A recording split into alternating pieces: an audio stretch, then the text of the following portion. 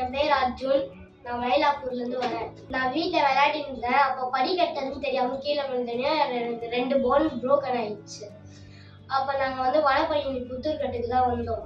அவங்க எல்லாமே நம்பிக்கை கொடுத்தாங்க. அதை வச்சே நாங்கள் நம்பினோம். அவங்க சேர்த்து வைக்கும் போதே எனக்கு வலி இருந்துச்சு. ஆனால் இப்போ எனக்கு வலியே நல்லா இருக்கு. வடபழனி புத்தூர்கட்டுக்கு ரொம்ப தேங்க்ஸ்.